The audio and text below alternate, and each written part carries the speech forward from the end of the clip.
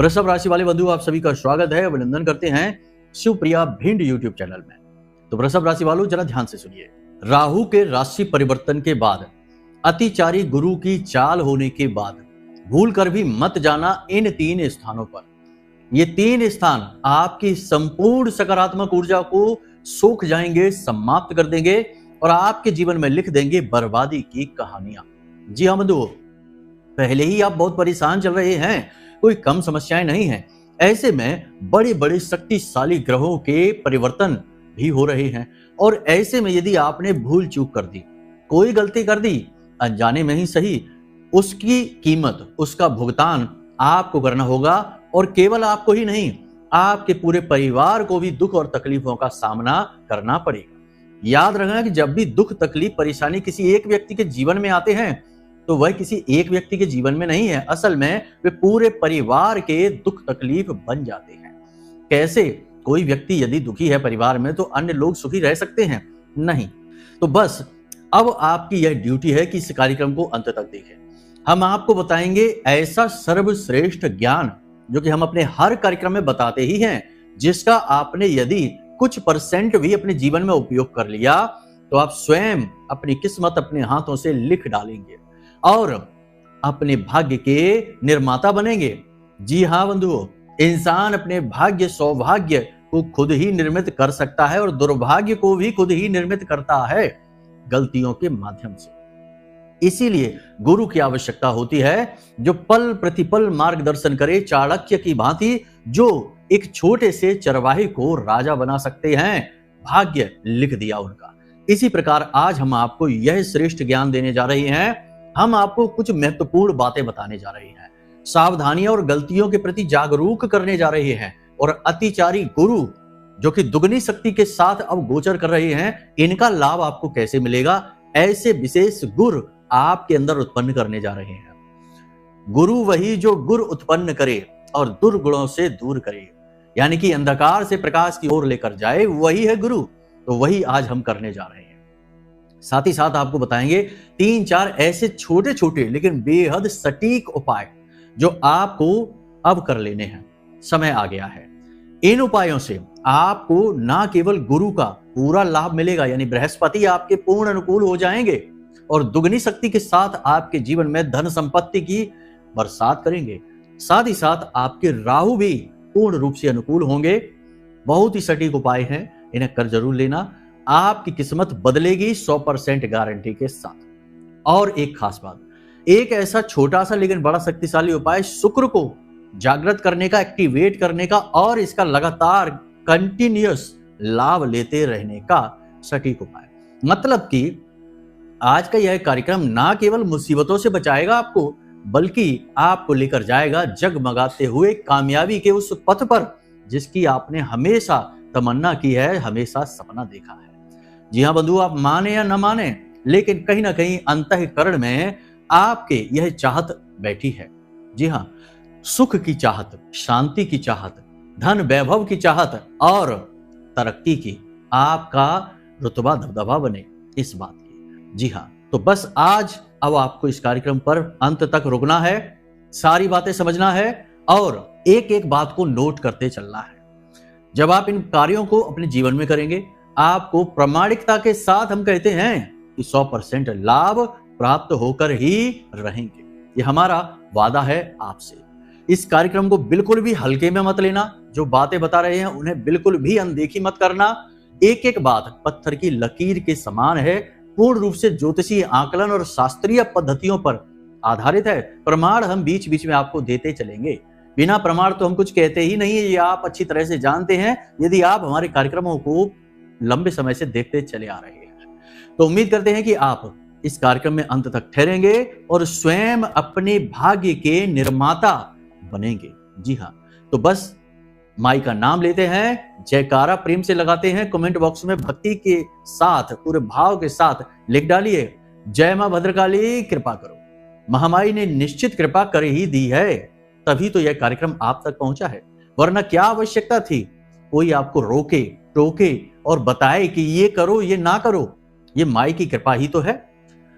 हमारे माध्यम से आप तक पहुंच रही है, क्योंकि हमने माई की सेवा की है, साधना की है, उनके चरणों में पड़े रहते हैं। तो किसी ना किसी को तो भगवान माध्यम बनाते ही हैं, खुद तो प्रकट हो नहीं जाएंगे।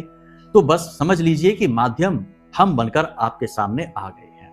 तो बस यदि भाव माई के प्रति और गहरा है तो कमेंट बॉक्स में ये भी लिख देना कि मैं भी माई के परिवार का हिस्सा हूं। याद रखना कि आपका भाव ही भगवान को चाहिए, बाकी भगवान को क्या आप और हम दे सकते हैं? कुछ भी नहीं। तो बस भाव जो बिल्कुल मुफ्त है, फ्री है, परंतु बहुत ज्यादा महंगा है। हर एक के बस की बात नहीं कि अपना भाव किसी को दे दे, अपनी भावनाएं किसी को दे दे। हाँ, छोटी छोटी बिना मतलब की बाहियात चीजों में तो भाव बहुत दे देते हैं कि मोबाइल चाहिए, कार चाहिए, इसका उसका प्रेम चाहिए, इन सब में तो पूरी भावनाएं दे देते हैं। लेकिन जब नाम आता है महामाई का, भगवान का, अपने आराध्य का, तो वहां केवल डिमांड की एक लिस्ट पकड़ा देते हैं। भगवान हमें नौकरी दे दो, पैसा दे दो, उन्नति दे दो, ये दे दो, वो दे दो। भाव नहीं, भाव की ही बात हम करते हैं। बाकी तो भगवान सब जानते हैं कि किसको क्या चाहिए और किसे क्या नहीं चाहिए, ये भी जानते हैं भगवान। ठीक है, तो चलिए अपने मूल विषय को शुरू करते हैं। अब ध्यान से समझिए सारी बातों को। प्यारे मित्रों, हमारे अत्यंत प्रिय और परम पूज्य अमिताचार्य जी के पास माँ बगलामुखी और माँ भद्रकाली की साधनाओं का वर्षों का अनुभव है और माता रानी की इनके ऊपर पूर्ण कृपा और सिद्धि है। आचार्य जी ने अपने सटीक कुंडली विश्लेषण और श्रेष्ठतम उपायों के माध्यम से हजारों लोगों के जीवन को खुशियों से भरा है। आचार्य जी का कुंडली विश्लेषण और उपाय करवाने का तरीका इतना अद्भुत है कि जीवन के हर एक दुख और कष्ट का कारण जड़ से ही समाप्त हो जाता है।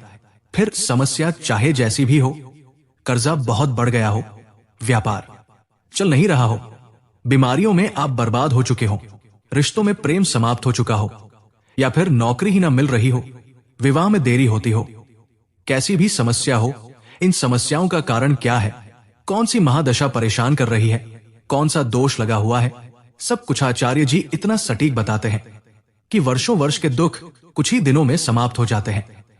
अगर आपके जीवन में भी कोई ऐसी संकट की घड़ी है तो यही सही समय है जब आप पूज्य आचार्य जी के हाथों से अपनी कुंडली का विश्लेषण करवाएं और वर्षों से चल रहे दुखों और संकटों के इस चक्र से बाहर निकल जाए।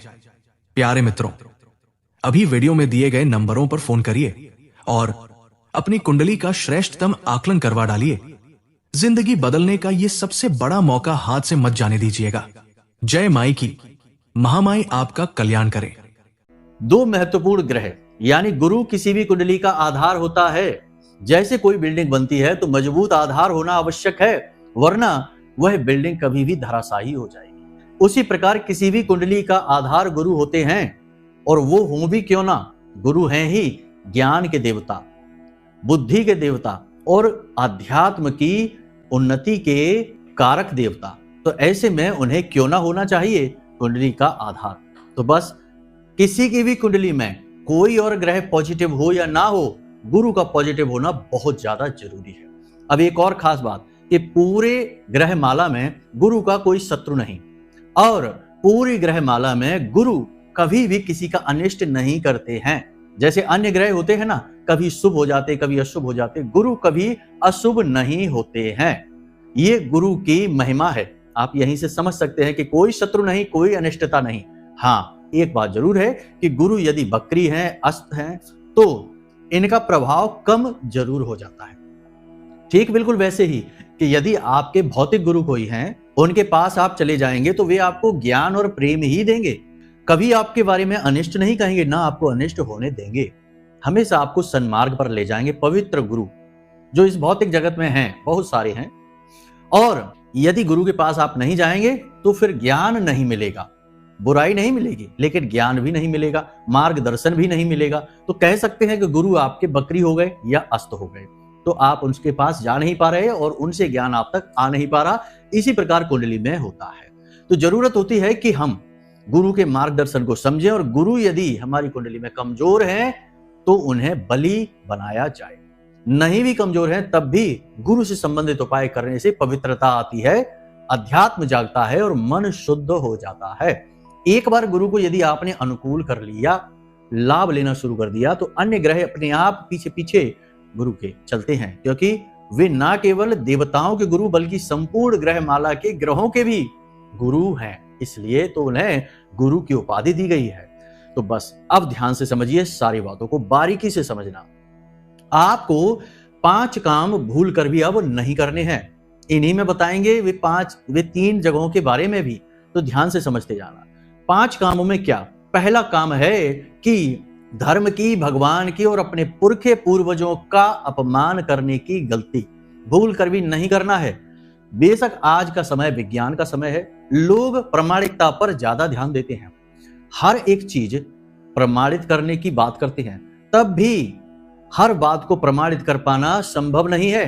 तो कुछ बातें हमें माननी पड़ती हैं, क्योंकि वे बातें अनुभवों पर आधारित होती हैं।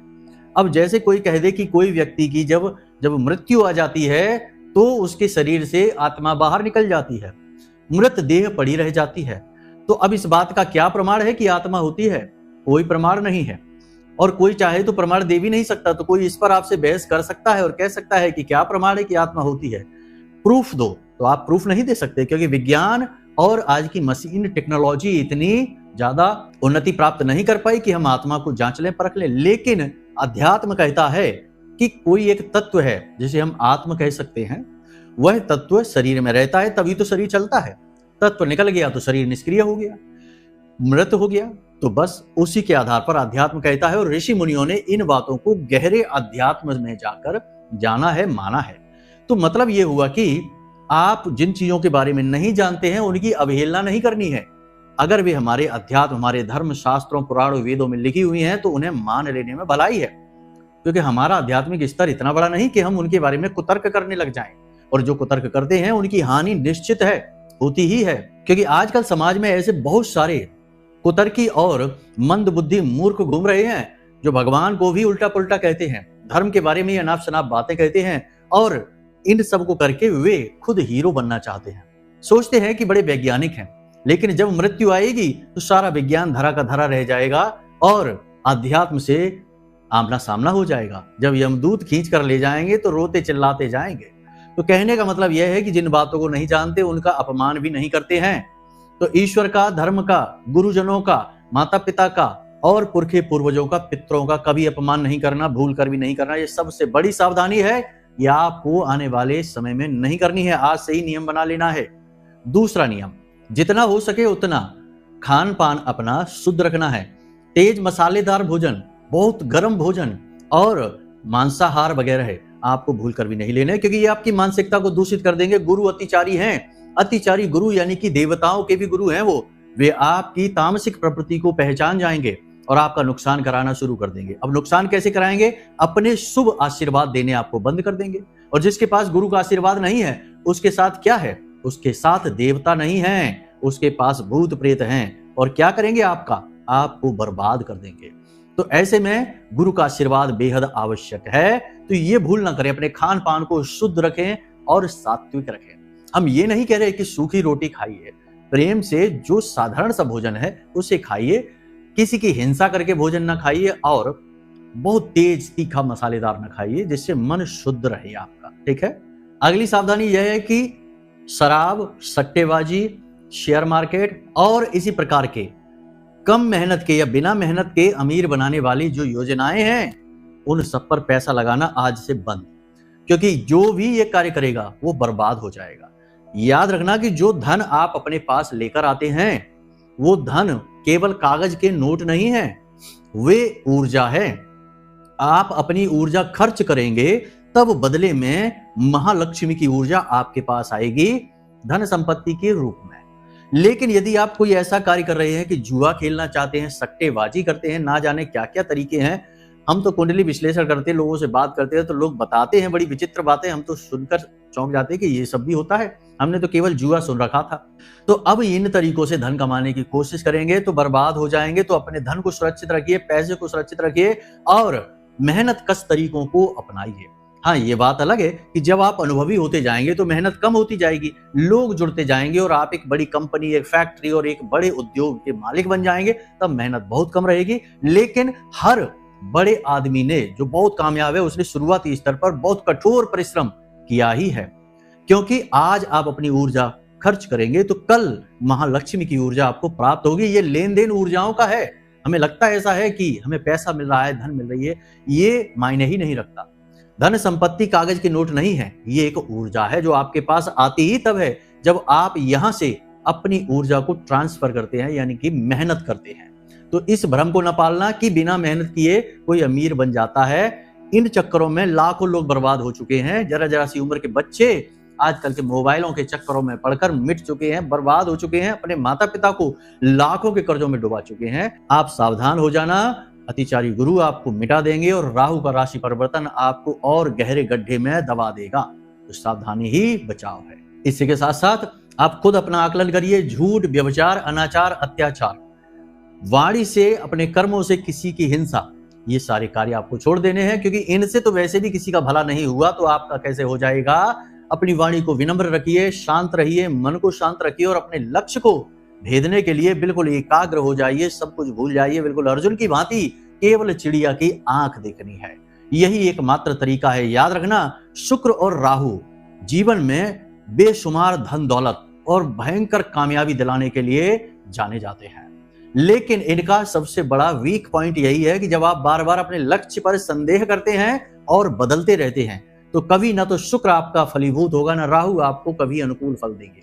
लेकिन जैसे ही आपने एक लक्ष्य बनाया और सब कुछ भूलकर उसके पीछे पड़ गए और दिन रात कठोर परिश्रम करके उसे पाने की कोशिश की, तो आपका राहु पॉजिटिवली एक्टिव होगा, शुक्र आपका भयंकर तरीके से आपके साथ हो जाएगा, पॉजिटिव हो जाएगा, एक्टिवेट हो जाएगा और आपको लक्ष्य प्राप्त करने में पूरी मदद मिलेगी। जी हाँ बंधुओं, इसी के साथ साथ पूजा पाठ, अध्यात्म, चाहे मन लगे या ना लगे, करना शुरू करिए। मंदिर जाइए, ध्यान करिए, मेडिटेशन सर्वश्रेष्ठ समाधान रहेगा इस समय पर आपके लिए। अब हम आपको बताते हैं कि दान करना ही है तो किन चीजों का करें ताकि आपका गुरु और आपका राहु अनुकूल हो जाए।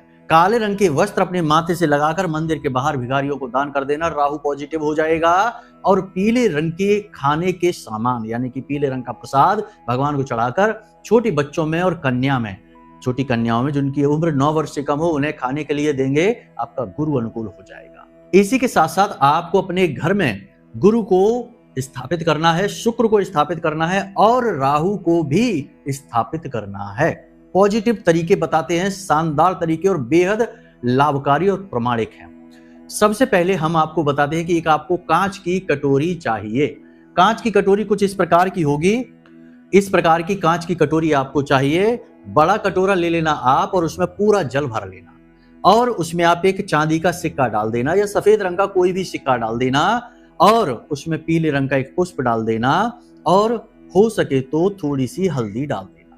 ये गुरु की सामग्री है। साथ ही साथ बुध और शुक्र भी इसमें शामिल हैं, क्योंकि आप इसमें थोड़ी सी इलायची भी कूट कर डालेंगे। आपका मन है नहीं डालना है ना डालिए, कोई बात नहीं। तो आपने ये सारी सामग्री तैयार की। अब इसे खुला ही अपने घर के ईशान कोण में रख लीजिए। ईशान कोण आप जानते ही हैं, पूर्व दिशा और उत्तर दिशा के बीच में जो कोना बनता है उसे ईशान कोण कहते हैं। उस कोने में इसे रख लीजिए। आपका गुरु एक्टिव हो गया। हर 3 दिन 4 दिन में इस पानी को अपने घर के मुख्य दरवाजे पर सिंचित कर लीजिए और नया पानी भर के फिर रख दीजिए। ठीक है, पानी खराब नहीं होना चाहिए, पुष्प जो है वो खराब नहीं होना चाहिए, सड़ना गलना नहीं चाहिए। आप अपनी कुंडली में भी गुरु की स्थिति को देखें और याद रखें, यदि आपको थोड़ी बहुत कुंडली देखनी आती है तो यह और भी ज्यादा सटीक हो जाता है कि गुरु आपकी कुंडली में कहां बैठे हैं। मान लेते हैं जैसे कि कुंडली का जो पहला भाव है वह पूर्व दिशा होती है, तो पूर्व दिशा के आधार पर यदि 7वें भाव में गुरु बैठे हैं तो पश्चिम दिशा में रखें इस कटोरे को, और यदि गुरु प्रथम भाव में बैठे हैं तो पूर्व दिशा में रखें इस कटोरे को। इसी प्रकार यदि 10वें भाव में गुरु बैठे हैं तो दक्षिण दिशा में, अपने घर की दक्षिण दिशा में इस कटोरे को रख दें, और यदि 4th भाव में गुरु बैठे हैं तो उत्तर दिशा में रख दें। यह और भी सटीक होगा, क्योंकि जैसा आपकी कुंडली में गुरु की स्थिति है, भाव है, वैसी ही स्थिति आपने अपने घर में निर्मित कर दी। यानी गुरु को स्थापित करने का सर्वश्रेष्ठ तरीका है यह। इस प्रकार गुरु आपके पूरी तरह से अनुकूल हो जाएंगे और आपको दिन दूनी रात चौगुनी तरक्की मिलेगी। इसी प्रकार आपको अपने घर की नैऋत्य कोण में, यानी आपके घर का जो दक्षिणी कोना और दक्षिण दिशा और पश्चिम दिशा के बीच में जो कोना है, वहां माता सरस्वती की एक छोटी सी फोटो लगा दीजिए। दीवार पर पवित्रता का ख्याल रखना, टॉयलेट वगैरह की दीवार ना हो या मुख्य दरवाजे की दीवार ना हो। बाकी आप यदि कोई कमरा है तो वहां प्रकाश की पूरी व्यवस्था रखिए, साफ सफाई रखिए और एक माता सरस्वती की छोटी सी फोटो फ्रेम करा के, लकड़ी के फ्रेम करा के वहां लगा दीजिए। राहु की आराध्य देवी है माता सरस्वती, और माता सरस्वती यदि वहां स्थापित हो गई तो राहु पूरी तरह से पॉजिटिव हो गया, डरने की कोई बात ही नहीं है। इसी के साथ साथ जैसे ही 18 मई को राहु का राशि परिवर्तन हो, एक घड़ी जो काले रंग की हो दीवार पर लगाने वाली, उस घड़ी को ले जाकर मंदिर में दान कर दो। मंदिर में जाकर यह कह देना कि घड़ी को किसी दीवार पर लगा दो जिसे लोग देखें। अगर ये काम आप करने में कामयाब हो जाते हैं तो राहु की पूरी तरह से पॉजिटिव एनर्जी आपको चारों तरफ से घेर लेगी, आपका उद्धार निश्चित है। याद रखना कि जिसको राहु तारे उसे फिर कोई ना मारे, ये ज्योतिष की सबसे मशहूर कहावतों में से एक है। तो राहु आपको तारने के लिए आगे बढ़कर आएंगे और आपका उद्धार कर डालेंगे। अब बात करते हैं 3 स्थानों के विषय में। कौन से हैं वो 3 स्थान जहां आपको भूल कर भी अब नहीं जाना है, क्योंकि राहु का भी राशि परिवर्तन हो चुका है। तो ध्यान से समझिए, यानी कि अभी नहीं हुआ तो 18 मई को हो ही जाएगा। तो ये स्थान कौन से हैं, यहां आपको नहीं जाना। सबसे पहला स्थान कि जहां जुआ या शराब या सट्टेबाजी का कार्य हो रहा है, क्योंकि ये जो जगह हैं यहां राहु पूरी शक्ति के साथ स्थापित होता है निगेटिव तरीके से। यानी राहु पूर्ण रूप से निगेटिव और पूर्ण रूप से पॉजिटिव भी हो सकता है। तो यहां पर राहु की पूरी तरह से निगेटिव एनर्जी होती है, यहां आपको भूल कर भी नहीं जाना है। कम से कम राहु के राशि परिवर्तन के 7 दिन तक, जी हां 7 दिन तक राहु का प्रभाव आपको बर्बाद कर देगा। वो रूपरेखा बन जाएगी कि आप पूरी तरह से मिट जाएंगे। तो ऐसे स्थान पर आपको नहीं जाना है। दूसरा स्थान शमशान घाट या कब्रिस्तान। राहु के राशि परिवर्तन के 7 दिन के अंदर अंदर इस स्थान पर भी आपको नहीं जाना है। ये अंत की शुरुआत है, और अंत की शुरुआत यानी जहां अंत होता है वहां पर यदि हम पहुंच जाएंगे तो वहां पर भी बहुत निगेटिविटी होती है और राहु निगेटिवली एक्टिवेटेड रहता ही है। वहां आप पहुंच जाएंगे तो आपका राहु कितना भी आप उपाय करके पॉजिटिव कर लेंगे, निगेटिव हो ही जाएगा। जी हां बंधुओं, इसी के साथ साथ यदि कहीं झगड़ा हो रहा है और बहुत ज्यादा वाद विवाद हो रहा है, यहां तक कि गाली गलौज या अपशब्दों का प्रयोग किया जा रहा है, तो ऐसी जगह पर तो भूल कर भी मत जाना, तुरंत उठकर उस जगह से भाग जाना। कारण इसका यह है कि यहां पर माता सरस्वती का अपमान हो रहा होता है, बुध पूरी तरह से निगेटिव हो चुका होता है और उस स्थान की ऊर्जा राहु के लिए नेगेटिवली एक्टिवेटेड हो जाती है। यानी कि वहां पर आप यदि रुकेंगे भी तो आपका राहु पूरी तरह से नेगेटिव हो जाएगा और आपको बर्बाद कर देगा।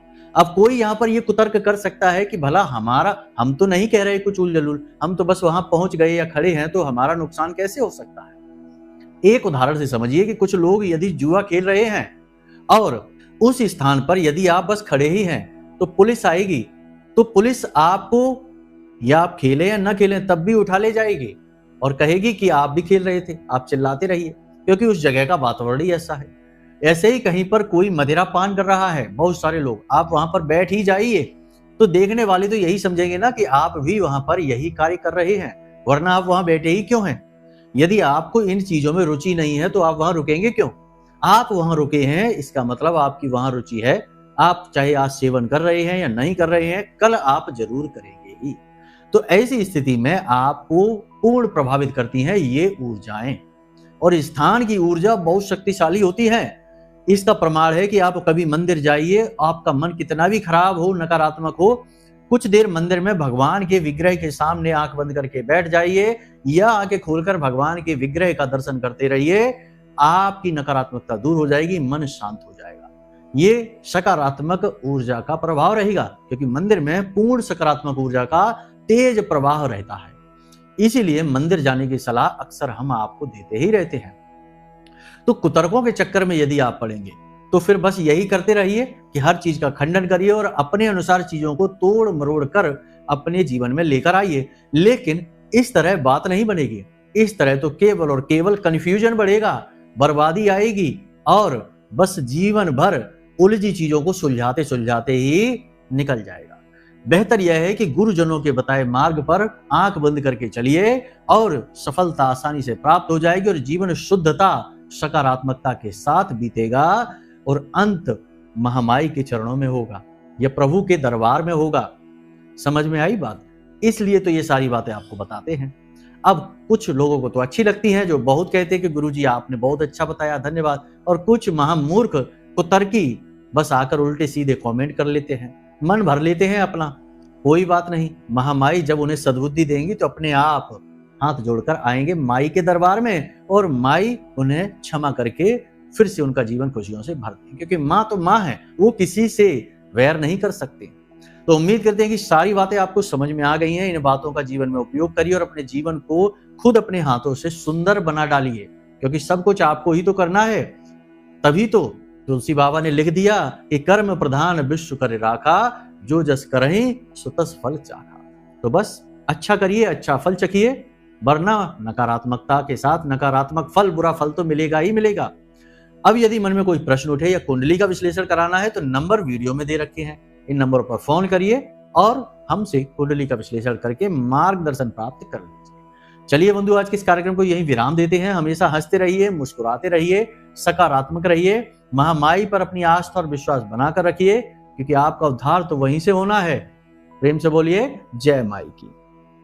हमारे प्रिय और परम पूज्य आचार्य जी ने अपनी साधनाओं के अनुभवों पर आधारित शक्तिशाली उपाय और क्रियाओं के माध्यम से हजारों लोगों के जीवन को पूरी तरह से बदला है। आचार्य जी के द्वारा बताया गया हर एक उपाय इतना सटीक और कारगर होता है कि जो भी इसे पूरे भाव के साथ कर लेता है, उसे साक्षात महामाई की कृपा और आशीर्वाद प्राप्त हो जाती है। इसलिए निसंकोच इन उपायों को पूरे भाव के साथ करिए, आपका कल्याण होगा। जय माई की।